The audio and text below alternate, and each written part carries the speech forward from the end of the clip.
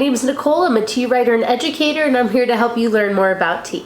Today I wanted to talk a bit about how to store your tea. It's one of the most common questions I get, and it's really important to help make sure that you're getting the best tea drinking at home possible. There are three main things that are kind of the enemies of tea when it comes to storage. They are heat, light, and moisture.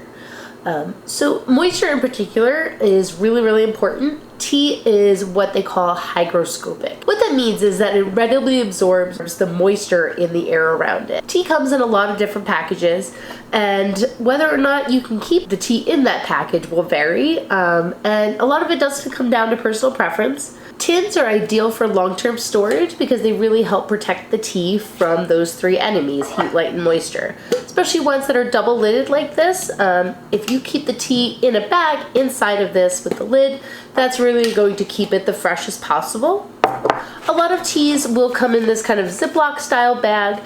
Normally these are completely fine for storage. You do want to make sure that as you use it, you want to squeeze out the air each time when you're sealing it up to make sure you're not leaving air in there with your tea. This would be my least favorite kind of packaging, and it's kind of old school, so you don't see it as much anymore, but you'll have like a paper bag with almost like a bendy tie at the top. And then the tea itself will be in a plastic bag inside. If I can help it, I really try to transfer this tea to a different, more suitable container. In addition to heat, light, and moisture, odors are also a really big enemy of tea.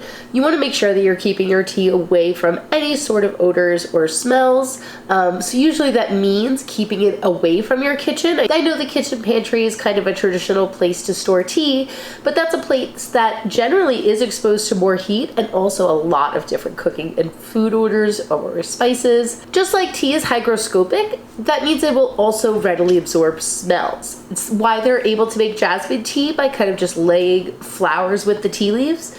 The tea is going to absorb whatever's around it, including any kind of spices or things that you have around, as well as the smell of other teas. So that's why it's really important, especially if you have a super a scented tea, flavored tea, or one that's smoked like lapsang souchong that's going to be really strong. You want to make sure to keep those away from your other teas so that they don't kind of spread those aromas. Tea is fairly shelf stable, so it's really not necessary to freeze or refrigerate it. I wouldn't recommend freezing because you do run the risk of getting condensation. The one exception might be matcha. Matcha has a much shorter shelf life than other teas because it's ground into a powder. And so refrigerating it really can help kind of extend that life, but you also really want to make sure that you're avoiding any food smells and also making sure to avoid condensation as much as possible. If you do decide to keep your matcha in the fridge, I would recommend putting the container inside of another airtight container. That way you can make sure that your matcha is not going to taste like your leftovers. One thing to keep in mind when you're shopping for tins is that you may actually want to go with several smaller tins rather than one larger one. I used to work at Tivana, and I'm sure you guys might be familiar with the big wall tins that they had, but keep in mind that those tins were refreshed and refilled on an almost daily basis, and they're not actually meant for long-term storage. So ideally, you don't want a container this big when you're storing tea at home.